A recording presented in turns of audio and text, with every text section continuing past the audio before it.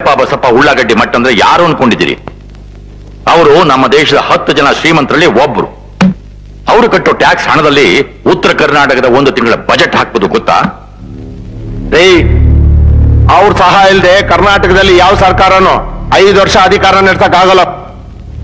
ಅಷ್ಟೊಂದು ಇನ್ಫ್ಲೂಯೆನ್ಸ್ ಇರುವಂತ ಉಳ್ಳಾಗಡ್ಡಿ ಮಠ ಅವ್ರಿಗೆ ಟೆರರಿಸ್ಟ್ ಅವ್ರ ಜೊತೆಗೆ ಸಂಬಂಧ ಇದೆ ಅಂತ ಅರೆಸ್ಟು ವಿಚಾರಣೆ ಅದು ಇದು ಅಂತ ಹೋದ್ರೆ ನಮ್ ಡಿಪಾರ್ಟ್ಮೆಂಟ್ ಮರ್ಯಾದೆನೆ ಹಾಳಾಗೋಗುತ್ತೆ. ಈಗೇನ್ ಮರ್ಯಾದೆ ಇದೆ ಅಂತೀರಾ?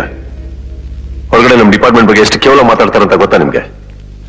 ಒಬ್ಬ ಕಾನ್ಸ್ಟೇಬಲ್ ಹಿಡಿದು ಕಮಿಷನರ್ ವರೆಗೂ ಒಂದೇ ಲಂಚ. ಬಸ್ನಲ್ಲಿ ಕೇವಲ ಒಂದು ಪರ್ಸ್ ಕಳ್ಕೊಂಡು ಸ್ಟೇಷನ್ ಕಂಪ್ಲೇಂಟ್ ಕೊಡಕ್ ಬಂದ್ರೆ ಅವನ್ ಏನೋ ಕೊಲೆ ಮಾಡಿರೋ ತರ ಎದುರುಗಡೆ ನಿಲ್ಸ್ಕೊಂಡ್ಬಿಟ್ಟು ಯಾವ ಏರಿಯಾ, ಯಾವ ಬಸ್ಸು, ಯಾವ ಹಣ, ಹಿಂದಿನ ಜಾಬ ಮುಂದಿನ ಜಾಬ ಅಂತ ಕೇಳ್ಬಾರ್ದನ್ನೆಲ್ಲ ಕೇಳಿ ಓಡಾಗಿ 10 ಟೀ 10 ವಡೆ ತಗೊಂಬ, ಹಾಗೆ ಬರ್ತಾ ಸಾಹೇಬರಿಗೆ 10 ಪ್ಯಾಕೆಟ್ ಪಾನ್ ಪರಾಗೂ ತಗೊಂಬ. ಅವ್ನು ಹೇಳಿದ ಏರಿಯಾದಲ್ಲಿ ಪಿಕ್ ಪಾಕೆಟ್ ಮಾಡಿರೋದು ಯಾರು? ನಮ್ ಗಿಲ್ಲಿ ಕೃಷ್ಣ ಇರ್ಬೋದಾ? ಅವ್ನು ಊರಿಗೆ ಹೋಗಿದ್ದಾನೆ, ಹಾಗಾದ್ರೆ ಮಾರಿಮುತ್ತಿ ಇರ್ಬೋದಾ ಅಂತೆಲ್ಲ ಡಿಸ್ಕಸ್ ಮಾಡ್ತೀರಾ. ಯಾರು ಯಾವ ಏರಿಯಾದಲ್ಲಿ ಯಾವಾಗ ಪಿಕ್ ಪಾಕೆಟ್ ಮಾಡ್ತಾರಂತ ನಮಗೆ ಚೆನ್ನಾಗಿ ಗೊತ್ತಿರುತ್ತೆ. ಆದ್ರೆ ಅರೆಸ್ಟ್ ಮಾಡ್ತೀವ ಯಾಕೆ? ಅವ್ರು ಹೊಡೆದಿರೋ ಹಣದಲ್ಲಿ ನಮಗೊಂದು ಪಾಲಿರುತ್ತೆ. ದಿನ ಬೆಳಗಾದ್ರೆ ಇರೋ ಟ್ರಾಫಿಕ್ ನಲ್ಲಿ ಆಫೀಸಿಗೆ ಹೋಗೋ ಅವಸರದಲ್ಲಿ ಯಾವನೊಬ್ಬ ಎಲ್ಲೋ ಲೈನ್ ಸ್ವಲ್ಪ ದಾಟ್ಬಿಟ್ರೆ ಸಾಕು, ಎಲ್ಲೋ ಇಂಡಿಯಾ ಬಾರ್ಡರ್ ದಾಟಿರೋರ್ ತರ ಗಾಡಿ ಸೈಡಿಗೆ ಹಾಕು. RC ಬುಕ್ ಇದೆಯಾ, ಗಾಡಿಯಲ್ಲಿ ಪೆಟ್ರೋಲ್ ಇದೆಯಾ, ಗಾಡಿಯಲ್ಲಿ ಬ್ಲೋ ಇದೆಯಾ ಅಂತ ದೊಡ್ಡ ವಿಚಾರಣೆ. ಯಾಕೆ? ಡ್ಯೂಟಿ ಮಾಡೋದಕ್ಕ? ಚಿಲ್ಡ್ರೆ ಒಂದ್ 5-10 ಕಿತ್ಕೊಳ್ಳೋದಕ್ಕೆ ಇದನ್ನ ಕೇಳ್ಬೇಕಾಗಿರೋ ದೊಡ್ಡ ದೊಡ್ಡ ಅಧಿಕಾರಿಗಳೇ. ನೀನ್ ಗಾಂಜಾ ಮಾಡ್ತೀಯೋ, ಸಾರಾಯಿ ಕಾಯಿಸ್ತೀಯೋ, ವ್ಯಭಿಚಾರ ಮಾಡ್ತೀಯೋ ನಮ್ಗೆ ಗೊತ್ತಿಲ್ಲ. ಒಟ್ನಲ್ಲಿ 15 ಲಕ್ಷ ಮಾಮೂಲು ಮಾತ್ರ ಬಂದ್ಬಿಡ್ಬೇಕು. ನಾವುಗಳು ಹೀಗಿರೋದ್ರಿಂದಾನೆ ಅವತ್ತು ಪಿಕ್ ಪಾಕೆಟ್ ಮಾಡ್ತಾ ಇದ್ದಾನೆ, ಇವತ್ತು ಮನೆಗೆ ನುಗ್ಗಿ ದರೋಡೆ ಮಾಡ್ತಾ ಇದ್ದಾನೆ. ಅವತ್ತು ಗಾಂಜಾ ಮಾಡ್ತಾ ಇದ್ದಾನೆ, ಇವತ್ತು ವೆಪನ್ಸ್ ಮಾಡ್ತಾ ಇದ್ದಾನೆ. ಅವತ್ತು ವ್ಯಭಿಚಾರ ಮಾಡ್ತಾ ಇದ್ದಾನೆ, ಇವತ್ತು ರಾಜ್ಯಕ್ಕೆ ಮಂತ್ರಿ ಆಳ್ತಾ ಇದ್ದಾನೆ. ಯಾಕೆ? ಅವತ್ತೆ ಕಾನೂನು ಪ್ರಕಾರ ಅವ್ರ ಮೇಲೆ ಆಕ್ಷನ್ ತಗೊಂಡಿದ್ರೆ ಹೀಗೆಲ್ಲ ಆಗ್ತಾಯ್ತಾ? ತಿಂಗಳ ಸಂಬಳ ಕೊಟ್ಟು ವಾಚ್ಮನ್ ಇಡೋ ಹಾಗೆ ಬಾರ್ಡರ್ ಅಲ್ಲಿ ಸೈನಿಕರನ್ನ, ನಾಡಲ್ಲಿ ನಮ್ಮನ್ನ ನೇಮಿಸಿದ್ದಾರೆ. ಆ ಬಾರ್ಡರ್ ಅಲ್ಲಿರೋ ಸೈನಿಕರು ನಮ್ಮನ್ನ ಕಾಪಾಡ್ತಾರೆ ಅಂತ ನಂಬೋ ಈ ನಮ್ಮ ಜನ ಪಕ್ಕದ ಬೀದಿಯಲ್ಲಿರೋ ಪೊಲೀಸರು ನಂಬಲ್ಲ ಅಂತಾರೆ. ಒಬ್ಬ ಸೈನಿಕ ಸತ್ರೆ ಗೌರವ ಕೊಡ್ತಾರೆ, ಅದೇ ಒಬ್ಬ ಪೊಲೀಸ್ ಹತ್ರ ತಲೆನೇ ಕೆಡ್ಸ್ಕೊಳ್ಳಲ್ಲ ಅಂತಾರೆ. ಇದು ಬದಲಾಗ್ಬೇಕು. ಅವ್ರು ನಮಗೋಸ್ಕರನೂ ಕಣ್ಣೀರಿಡ್ಬೇಕು. ನಮ್ಮ ಹತ್ರ ಬರೋ ಜನಗಳಿಗೆ ನೀವು ನಮ್ಮವರು, ನಾವು ನಿಮ್ಮವರು ಅಂತ ಬರೀ ಮಾತಲ್ಲಿ ಹೇಳೋದಲ್ಲ, ಕೆಲಸದಲ್ಲಿ ತೋರಿಸ್ಬೇಕು. ಒಬ್ಬ ಪುಡಿ ರೌಡಿ ಬಾಂಬೆ ಬಾರ್ಡರ್ ಕುತ್ಕೊಂಡು ಕರ್ನಾಟಕ ಪೊಲೀಸ್ ಅಂದ್ರೆ ಚಿಲ್ಡ್ರೆ ಬಿಸಾಕ ತಕ್ಷಣ ಬಾಚ್ಕೊಳ್ಳೋ ಭಿಕ್ಷಿಕರು ಅಂತ ಅವನು. ಇವತ್ತು ನಮ್ಮ ಡಿಪಾರ್ಟ್ಮೆಂಟ್ ಬಗ್ಗೆ ಮಾತಾಡೋನು ನಾಳೆ ಬೆಲ್ಗಾಮಲ್ಲಿ ಕುತ್ಕೊಂಡು ನಮ್ಮ ಭಾಷೆ ಬಗ್ಗೆ ಮಾತಾಡ್ತಾನೆ. ನಾಳೆ ಬೆಂಗಳೂರಿನಲ್ಲಿ ಕುತ್ಕೊಂಡು ಕರ್ನಾಟಕದ ಅರ್ಧ ಭಾಗನೇ ಕೊಡಿ ಅಂತಾನೆ. ಇದು ಬೇಕಾ ಸರ್ ನಮ್ಗೆ? ತಪ್ಪು ಮಾಡಿದವನು ಒಬ್ಬ ಪಿಕ್ ಪಾಕೆಟರ್ ಆದ್ರೂ ಸರಿ, ಇಲ್ಲ ಪುಟ್ಕೋಸಿ ಬಸಪ್ಪ ಉಳ್ಳಾಗಡ್ಡಿ ಮಠ ಅಂತ ಒಬ್ಬ ಬಿಸ್ನೆಸ್ ಟೈಕೂನ್ ಆದ್ರೂ ಸರಿ, ಕಾನೂನಿಗೆ ಅಪ್ಪಾಗಟ್ಬಿಡ್ಬೇಡಿ ಸರ್. ಆಗ್ಲೇ ಜನಗಳ ಮಧ್ಯದಲ್ಲಿ ಒಂಚೂರು ಮರ್ಯಾದೆ ಸಿಗೋದು. Okay Ajay Kumar, go ahead. Yes sir.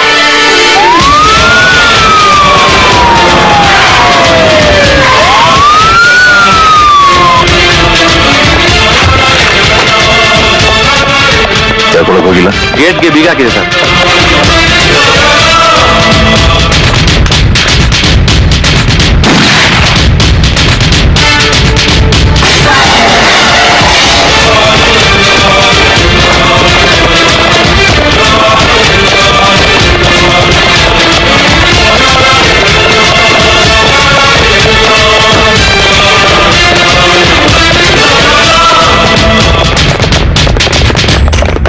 ಅಂದ್ರೆ ಬರ್ರಿ ಸೊಸೀನ್ ಕೇಳಾಕತ್ತಿದ್ದೆ, ಏನವ್ವ ನಿಮ್ಮ ಅಣ್ಣ ನಿನ್ ಮದುವೆ ಮಾಡ್ಕೊಟ್ಮೇಲೆ ನಮ್ಮ ಮನೆ ಕಡೆ ಬರ್ಲೇ ಇಲ್ಲ ಅಂತ.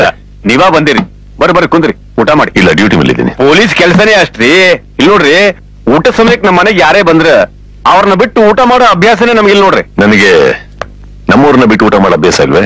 ಇಡೀ ಡಿಪಾರ್ಟ್ಮೆಂಟ್ಗೆ ಊಟ ಹಾಕೋ ಶಕ್ತಿ ಇರೋ ನಮಗ ಈ 4 ಜನಕ್ಕೆ ಊಟ ಹಾಕಕ್ಕಾಗಲ್ಲೇನೆ? ಬರ್ರಿ ಊಟ ಮಾಡಿ. ಅವ್ರಿಗೂ ಬಡಿಸಿ. ಸರಿ, ಇಷ್ಟ ಹೇಳಿದ್ನ ಇನ್ನೇನು, ಊಟ ಮಾಡ್ಕೊಳ್ಳಿ.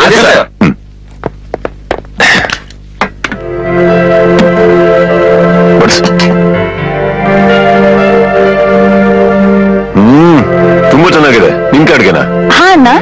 ಅದೇ ಅನ್ಕೊಂಡೆ. ಇನ್ನೊಂದು 2 ಸಾಕು. ಕೆಲ್ಸ ಟೆನ್ಷನ್ ನಮ್ಗೆ ಮನೆ ಊಟ ಸಿಗೋದೇ ಕಷ್ಟ. ಹಾಕು, ಚೆನ್ನಾಗಿ ತಿನ್ನಿ. ತಿನ್ನಿ.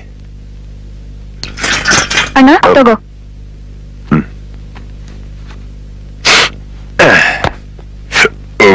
ಹಾಗಿದ್ರೆ ತೆಂಗಿನಕಾಯಿ ಅಡಿಗೆ ಹಾಗಾದ್ರೆ ಡ್ಯೂಟಿ ಮಾಡೋಣ. Okay. Mister Bandappa Basappa Ullagaddi Math, you are under arrest. ಕಾರಣ ವೆಪನ್ ಡೀಲಿಂಗ್ಸ್. ಅದಕ್ಕೆ ಸಂಬಂಧಪಟ್ಟಂತ MLA, DC ಹಾಗೂ ಸ್ವಾಮೀಜಿ ನನ್ನ ಕಸ್ಟಡಿಯಲ್ಲಿದ್ದಾರೆ. ನೀ ನನ್ ಸಂಬಂಧಿಕ ಅಂತ ಹೇಳಕತ್ತೀನಿ. ಈ ಉಳ್ಳಾಗಡ್ಡಿ ಮಠ್ ಒಂದು ಸಾಗರ ಇದ್ದಂಗೆ, ಇದ್ರಾಗ ಅಡಿಗೆ ಮುಳುಗೋಗ್ತಾ ಇದ್. ಈಜಾಗ ಬಂದಿರೋ ನೀನ್ ಯಾವ ಲೆಕ್ಕ? ಈ ಅಜಯ್ ಕುಮಾರ್ ಸರ್ನಾಯಕ್ ಬರೀ ಈಜೋನಲ್ವೋ, ಪಾತಾಳಕ್ಕೆ ಹೋಗಿ ಕಪ್ಪೆ ಚಿಪ್ಪಿಂದ ಮುತ್ತು ತಗೊಂಡು ಹೊರಗಡೆ ಬರೋಣ. ಸಮಯ ಬಂದ್ರೆ ಅದೇ ನೀರನ್ನು ಕುಡಿದು ಸಾಗರನೇ ಖಾಲಿ ಮಾಡೋ ಭೂಪ ಕಣ. ನಿನ್ ನಿರ್ಧಾರ ಬದಲಾಯಿಸ್ಕೊಂಡ್ರೆ ನಿನಗೆ ಒಳ್ಳೇದು. ಬೇಕಾದ್ರೆ ಬಂದಾರಿಗೆ ಸುಂಕ ಎಷ್ಟು ಅಂತ ಕೇಳು, ಕೊಟ್ಬಿಡ್ತೀವಿ. ಸುಂಕ ತಗೊಂಡು ಸುಖವಾಗಿರ್ಬೇಕು ಅನ್ನೋ ಆಸೆ ನನಗಿದ್ದಿದ್ರೆ ಕಷ್ಟ ಸುಖದಲ್ಲಿ ಭಾಗಿಯಾಗೋ ಈ ಪೊಲೀಸ್ ಕೆಲ್ಸಕ್ಕೆ ಸೇರ್ತಾ ಇರಲಿಲ್ಲ. ನನ್ನ ಮುಟ್ಟಿದ್ರೆ ಜನ ನಿನ್ ಸುಮ್ನೆ ಬಿಡಕ್ಕಿಲ್ಲ. 3 ಗಾಂಧಿಗಳು ಸತ್ತಾಗ್ಲೂ 3 ದಿನ ಯೋಚನೆ ಮಾಡಿದ ಜನ 4ನೇ ದಿನನೇ ಹೊಸ ನಾಯಕನ ಆಯ್ಕೆ ಮಾಡ್ಕೊಂಡ್ಬಿಟ್ರು. ಅಂತದ್ರಲ್ಲಿ 3 ಬಿಟ್ಟಿರೋ ನಿನ್ನನ್ನು ಅರೆಸ್ಟ್ ಮಾಡಿದ್ರೆ ಈ ಜನ ಏನೋ ಹೋರಾಟ ಮಾಡ್ತಾರೆ. ಅದನ್ನ ಈಗ ತಾನೇ ಹುಟ್ಟಿರೋ ಮಗುನ ಹೋಗಿ ಕೇಳು, ನನ್ನ ಬಗ್ಗೆ ಕತಿನೇ ಹೇಳ್ತೈತಿ. ಅದೇ ಮಗು ಹತ್ರ ಹೋಗಿ ಅಜಯ್ ಕುಮಾರ್ ಸರ್ನಾಯಕ್ ಬಗ್ಗೆ ಹೇಳು, ಕತೆ ಹೇಳೋ ಬಾಯಿಗೆ ಬೀಗ ಜಡಿಯತ್ತೆ. ನನ್ನನ್ನು ಅರೆಸ್ಟ್ ಮಾಡಿದ್ರೆ ಏನಾಗ್ತದಂತ ಯೋಚನೆ ಮಾಡಿದ್ಯಾನ? ಅರೆಸ್ಟ್ ಮಾಡದೆ ಬಿಟ್ರೆ ಈ ದೇಶದ ಮಾನ ಏನಾಗ್ಬೋದು ಅಂತ ಯೋಚನೆ ಮಾಡಿನೇ ಇಲ್ಲಿಗೆ ಬಂದಿದ್ದೀನಿ. ಈಶ್ವರ್ ಸರ್, ಬಂದ್ರೆ ಕರ್ಕೊಂಬ, ಬರ್ದಿದ್ರು ಕರ್ಕೊಂಬ.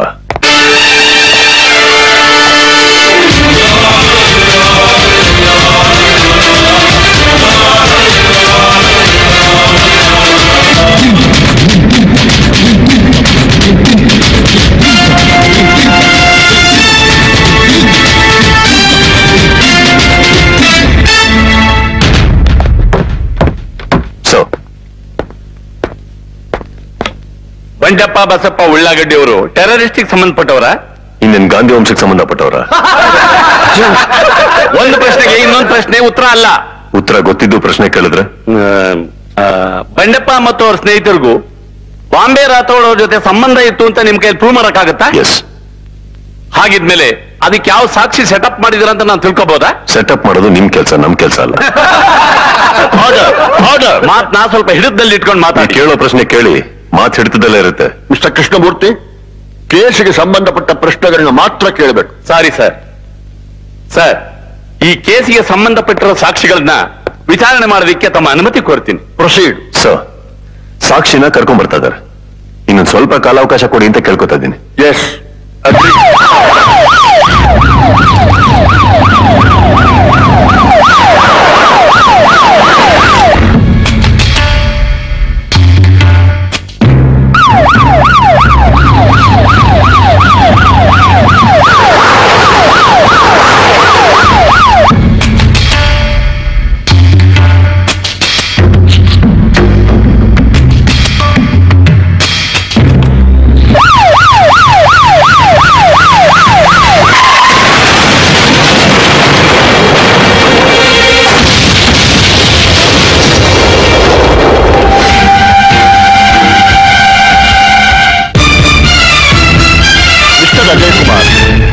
ಒಂದು ಸಾಕ್ಷಿನ ಸರಿಯಾಗಿ ಕೋರ್ಟ್ ಕರ್ಕೊಂಡ್ ಬರಕ್ ಆಗ್ಲಿಲ್ಲ ಅಂದ್ರೆ ಏನ್ರಿ ಅರ್ಥ? ಕ್ಷೇಮ ನೀವಪ್ಪ.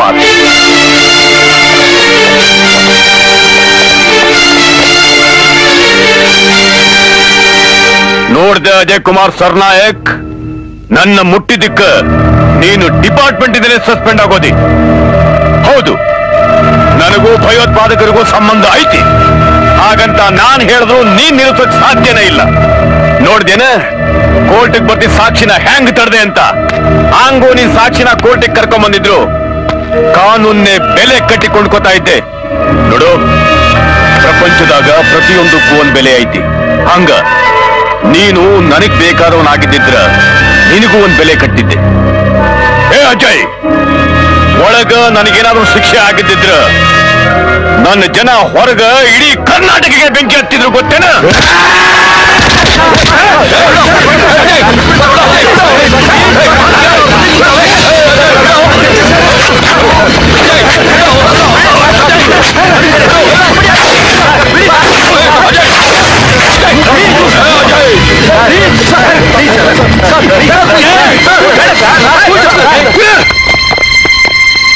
ಕರ್ನಾಟಕಕ್ಕೆ ಬೆಂಕಿ ಹಚ್ಚಿ ನೀನು ಹೋಗಿ ಪಾಕಿಸ್ತಾನದ ಇರ್ತೀಯ?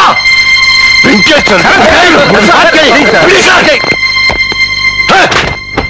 ಇದ ನಿಮ್ಮ ಅಪ್ಪನ ಮನೆ ಆಸ್ತಿ ಅನ್ಕೊಂಡ್ಯ? ಪ್ರತಿಯೊಬ್ಬ ಕನ್ನಡಿಗನ ಆಸ್ತಿ ಕೊಡೋ ಆಸ್ತಿ. ಇದ್ರ ಬಗ್ಗೆ ಮಾತಾಡೋದಕ್ಕೂ ಯೋಗ್ಯತೆ ಬೇಕು ಮಗನೇ. ನಾನು ಸಸ್ಪೆಂಡ್ ಆಗಿರೋದು ಬರೀ ಡ್ಯೂಟಿಯಿಂದ ವಾಪಸ್ ಬರ್ತೀನಿ. ಆಗ ಇದೇ ಜನಗಳ ಎದುರುಗಡೆ ನಿನ್ನ ಬಣ್ಣನ ಬಯಲ್ ಮಾಡಿ ನನ್ನ ಮಗನೇ ಈ ಸೊಸೈಟಿಯಿಂದಾನೆ ನಿನ್ನ ಸಸ್ಪೆಂಡ್ ಮಾಡಿಲ್ಲ. ಹುಬ್ಬಳ್ಳಿ ಮಂಡಲ್ ಹುಟ್ಟಿರೋ ಗಂಡಿ ಅಲ್ಲ.